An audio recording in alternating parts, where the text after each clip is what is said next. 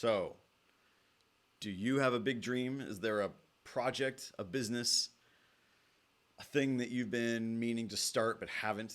Why haven't you started it? Are you afraid to? Do you not know where to begin? I've tried to push play on this video 5 times today, but I'm doing it now. What about your job? Do you hate your job? Do you hate your boss? I hate my boss. Do you feel completely stuck, but you couldn't even leave it if you wanted to? Let me ask you something. Are you upset that you didn't get that promotion? Did you actually try as hard as you possibly could? Done everything to get it? If you did, and you didn't get it, then you shouldn't be upset at yourself. You did everything in your power to get it, and it still didn't go your way. And that's okay. I did everything I could. What about exercise? Are you upset that you don't feel good? You feel lethargic? You aren't in shape like you used to be? You feel fat. No, you're stout. Maybe you bought those running shoes because you were ready to start working out and you haven't done it yet. I want to feel beautiful naked. So join us on this channel, The Recovering Quitter, because we're going to talk about all the things that are challenging in our lives, the fear, the betrayal, the timidness, and we're going to work through it together because I am not a guru. I am not a coach. I am someone just like you who's been trying to pick themselves up and start fresh.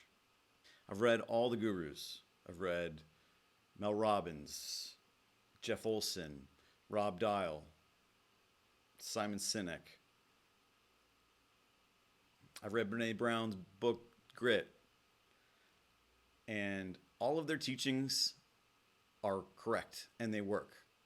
But one thing that never really sits well with me is that these people have put it together and they've written their book in a very cohesive and beautiful way, and they're explaining their tools and their teachings. But they've already done it. They've already done the homework. They've already lived it and are talking down to us. Like, if you do these things, you will feel great. Well, guess what? That is true. But there is no one doing it with me. They're not really expressing just how hard it is to follow these tools and follow these steps and to pick yourself up and to keep going. Rob Dial is a really interesting coach. His book, Level Up, I liked a lot because he spoke eloquently in a layman way about many different techniques that you can do keep you going. And it's not always about motivation.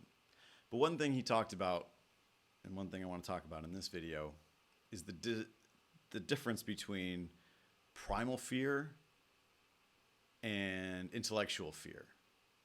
Primal fear is like pain, death. You're scared of that spider. You're scared of bungee jumping or falling off a cliff, being in a fast car. Too fast, too fast! But the intellectual fears, almost everything stopping you from starting whatever it is you want to do is an intellectual fear. No one's going to die. No one's going to die if I didn't start this video. Your brain is treating embarrassment like a lion. It's a lion! I really like that. Your brain is treating embarrassment like a lion, like it's going to come and eat you if you do something that exposes you. One reason I'm afraid to post this video is because I don't want to be embarrassed. I don't want anyone I know to watch this. It's embarrassing. But if it happens, I'll be okay with it. Most of your fears are made up. Rob points out that we're catastrophizing futures that haven't even happened yet. I'm ridiculously afraid that my business is failing. It's going to fail. But he points out in his book that why are you worried that your business is going to fail? You haven't even launched it yet. What are you afraid of? Nothing's happened yet. So I'm afraid of this future that hasn't even started, doesn't even exist. You're judging yourself before anyone's even watched it. I'm suffering the consequences of something that doesn't even exist. That's a hard thing to wrap your head around. But once you become a little bit more self-aware, you're acknowledging this fear, you can get past it. He says something interesting in his book. He says, you can't control your first thought, but you can control your second thought. And man, I think about this one all the time. If I am ruminating on something, if something's not working out, I have to stop myself. The more self-aware I am that, hey, whoa, you're having this negative thought, you're having this fear, you're projecting this thing that hasn't happened yet, you need to stop yourself and say, what am I doing? This hasn't happened. Why am I talking to myself like that? Why do you say stupid shit like that? I'm controlling my second thought. I'm turning my second thought into a positive behavior to get me back on track. Because let me tell you something. This fear isn't going to go away. It sticks with us forever. I call that little nagging evil fucker that sits on your shoulder, I call him Scooter. Scooter because when I was in high school, I worked at this job with a bunch of older guys. It was kind of like a special effects studio back in the Valley. And I don't know, they had a nickname for me, Scooter. I was a kid. I was little. They called me Scooter. So that's what I call that nagging little evil devil on your shoulder. Scooter! Scooter! And when he gets his way, man, it lingers. So I try not to worry about what he's doing because he's going to stay there forever. He's not going anywhere. It's up to me to get past it. So that's what we're going to do on this channel. I'm going to talk about my fears. I'm going to talk about the things that are bugging me that I'm working through. And I want you to join and tell me your fears. What are you working through? Do it in the comments. You can send me an email. And if you're so willing, we could even come on the show. We could do a live. We could talk about it together. But I'm not a coach. I'm someone just like you going through this. And the more I talk about it, the more I'm working through it. This morning was really challenging for me. I'm trying to work through one of my other YouTube channels, and I'm getting anxious. I'm second guessing myself. But I started to control that second thought. I'm like, okay, just take a break, have a cup of coffee, and come back to it. That's too much coffee. I also love coffee. Maybe we're going 2 steps forward, 1 step back. It's a metaphor. It's just a Tuesday. Everything that happens is 2 steps forward, 1 step back. 2 steps forward, 1 step back. So in baseball, there are 162 regular season games. When the Dodgers lose a game, I'm not going to call them a failure. They may have lost that game. The pitching matchup may not have been right. They lost the game, but tomorrow they're going to play again. And the next day they're going to play again. It's about being consistent, following through, and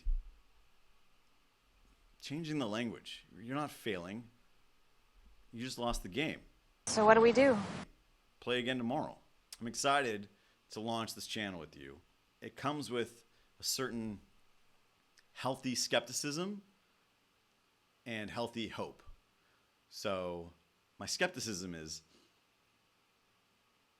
I assume no one is watching this first video. But my healthy optimism is that I hope that you are. And I hope that you hit subscribe. And I hope that you watch the next video. If you liked it, please don't forget to subscribe below. So this is a challenge that I'm launching with today, which is 1 year is the goal. It's important to set goals so we have something to work towards. So today is the first day of my goal, which is this channel, The Recovering Quitter. Gotta have to set goals. So the goal is to not quit. I will be posting these videos. I will be posting shorter videos as often as I can, but I will do it for a year and we will see. Today, 0 followers. By the end of 1 year, let's hope that I have, let's say, 1,000 followers. Followers is not the right word. Subscribers to the channel. I don't want you following me. I want you participating with me. Help me help you. Help me help you. I want to hear the things that you're overcoming, because the more we talk about it together, the more we can help each other out. I find this process to be extremely lonely. It's gonna be lonely. So lonely. Even though I have an amazing partner in life, I have a beautiful child, this process of picking myself up, being a recovering quitter, following forward with my dreams and not stopping, it's a personal endeavor. It's something my wife can only support me on, but she can't do it for me.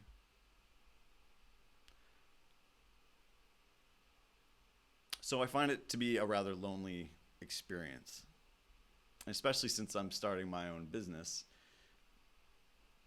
I have no thought partner in it. So I take solace in knowing that maybe you want some feedback too. So send me a note, a comment, drop me an email, whatever you want to do. But I will engage with you and we will help each other through this.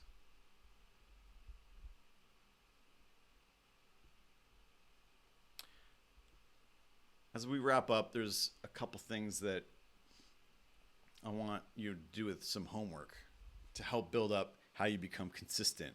Homework? What homework? Find a daily discipline, a habit that you can do every day that is not overwhelming, but it gets you on a better path towards discipline.